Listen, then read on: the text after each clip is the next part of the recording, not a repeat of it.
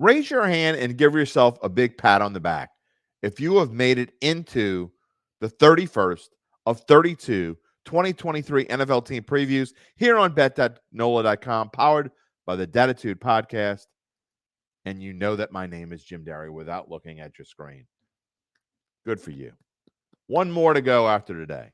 We got the Carolina Panthers today, and if you have watched our previous NFC South previews, you know that I think the Panthers are going to be pretty good because they have a lot of changes.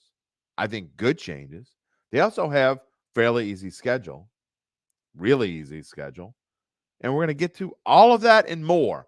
If you can just hold on through this intro, you know you like it anyway. You've been watching them for a month and a half now.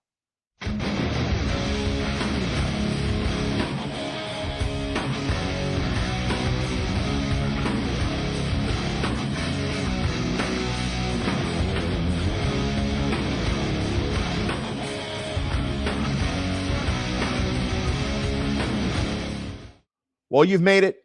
There's only one more intro to go. It'll be Friday. It'll be the New Orleans Saints. But today, the Carolina Panthers, usually when we start off this segment, we talk about what happened the previous season and what that leads into this year. Well, really, there isn't a whole lot from last year that's going to matter into this year except one big fact.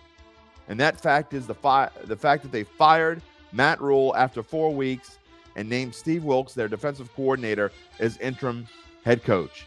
And he stayed there for all 12 weeks, 6-6, did a really good job. A lot of people thought he was going to get the head coaching job permanently. But no. Panthers decided they were going to bring in an offensive-minded coach, and they did that with Frank Reich, who also, by the way, has ties to the Carolina area. Will it work out? Will it be the right decision? Well, we'll find out. Because Steve Wilks is now the defensive coordinator for the San Francisco 49ers, and Frank Reich, we're going to get a gauge on him very soon because along with all the changes that the Panthers made in the offseason, they traded their top receiver, DJ Moore, to the Chicago Bears, along with a bunch of picks, by the way, for the number one pick in the 2023 NFL draft, which is Bryce Young, as you all know by now. How good is Bryce Young going to be? Well, if you're asking me my opinion, and if you're listening to this, you obviously are, I think Bryce Young is going to be the top quarterback prospect out of any draft in quite a while. And that's saying something considering how many good quarterbacks that we've seen come out of the draft over the past, 6-7 years. Now, I'm not going to go say he's going to be better than Patrick Mahomes, but I think he has the potential. He's a different kind of quarterback, completely different than Patrick Mahomes. But I really think that this is a pick for the Panthers, unfortunately for other teams in the NFC South, that could be giving to this franchise for the next 15 or so years. That's how good I think he is. Does he have the talent to go around? Well, a lot of the skill players that this team had last year are gone now. We talked about DJ Moore. Also gone, and he was gone in the middle of last year. They traded Christian McCaffrey to the 49ers. He's gone. Dante Foreman went to the Chicago Bears, 203 carries, 914 yards, 5 touchdowns. That's gone for this team that had trouble doing a lot on offense. You look at 29th overall, although part of the reason why they were good running the football was because of Dante Foreman. Will that affect this year's team? Well, they brought in Miles Sanders from the Philadelphia Eagles, and Miles Sanders did okay for the Eagles in helping lead them to the Super Bowl. He had over 1,000 rushing yards, his first 1,000-yard season. Will he be able to do that again in Carolina? Well, they have an okay offensive line. It's somewhere in the middle of the pack when you look at the rankings. You know, Miles Sanders could even fit this team better than Dante Foreman did. It's a completely different team. It's revamped. They still have Chuba Hubbard, one of the great backups. I think a fantastic backup, and he has stayed with the Panthers, so they don't have to worry about change there. What about the wide receiving end of it? We already told you DJ Moore is gone. Well, what did they do? You got Adam Thielen. Gave him a 3-year contract for $25 million. 3 years, $25 million. Is that too much for a guy that's starting to get to the top of that hill? Maybe starting his way down. I don't know. We're going to find out because he's already had some injuries in preseason. They also signed tight end Hayden Hurst from the Cincinnati Bengals. He was in the Super Bowl a couple years ago playing against the Los Angeles Rams, catching passes from Joe Burrow. Hayden Hurst will be a big addition. So, to me, this wide receiving core is clearly better than it was because also, if you go along with that, they brought in, with the second with their second pick of the draft, the 39th overall, wide receiver Jonathan Mingo from Ole Miss. And look, I think Mingo is going to be a great NFL receiver. If you look at the top 4 wide receivers on this draft, because we haven't even talked about DJ Chark, comes over as a free agent. DJ Chark has been a solid receiver in this league. And another LSU receiver to go with Chark, Terrace Marshall, has stayed with the Panthers. So if you look at the top 4 receivers, not counting tight end Hayden Hurst, I think they have a solid foundation for Bryce Young, and I think they can get going right away.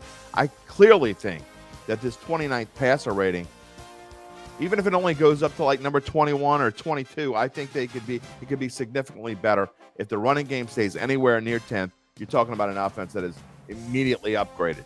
Yeah, the defense is interesting, and they have made some changes as well. You're talking about bringing over Shai Tuttle from the New Orleans Saints, giving him a 3-year, $19.5 million deal. And then also another former Saint, but he comes from Cincinnati, safety Von Bell, 3 years, $22.5 million. Look, this defense was second ranked in the league just 2 years ago.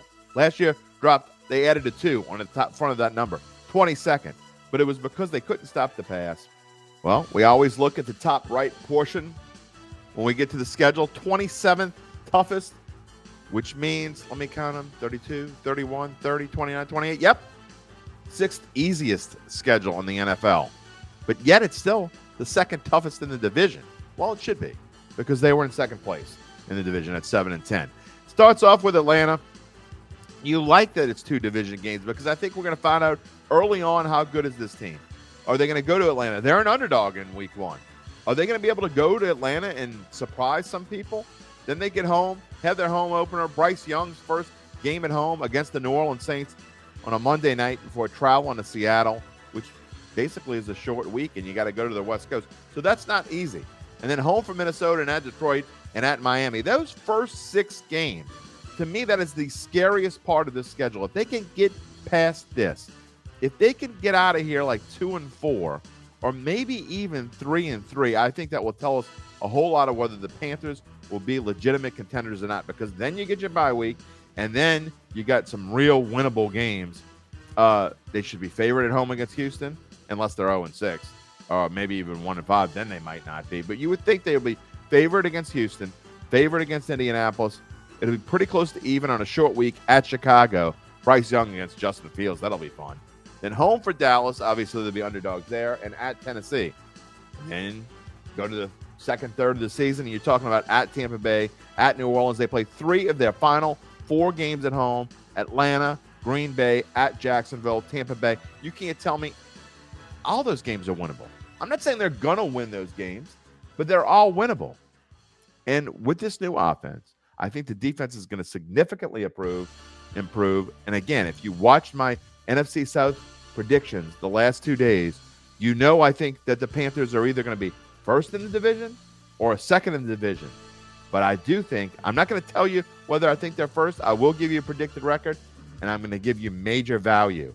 In fact, one of the top 5 values of this entire preview season is right here. That means we're ready for our penultimate. I love that word. Haven't been able to use it. Our penultimate. Drum roll, please. 10-7. I think this Panthers team is going to be able to navigate. I love using that word. Navigate through that first 6 games. Get to that bye week. Get them, even if they're 2-4. I love the way the back 2/3 of the schedule sets up for this team, especially the end of the schedule when they play 3 of those 4 games at home. I think they're only going to get better as the season goes along. Plus 500 to win the NFC South. You see the question marks there. I'm not ready to tell you whether I'm predicting them to win the NFC South or not. 10-7, is that going to be good enough to win the NFC South? We'll find out tomorrow when I do the Saints. But I think no matter what I pick tomorrow, plus 500 to win this division is a major value on this team. I clearly think this is the second best team in the division. And with that, the over 7.5 wins at plus 135, both of these are fantastic values.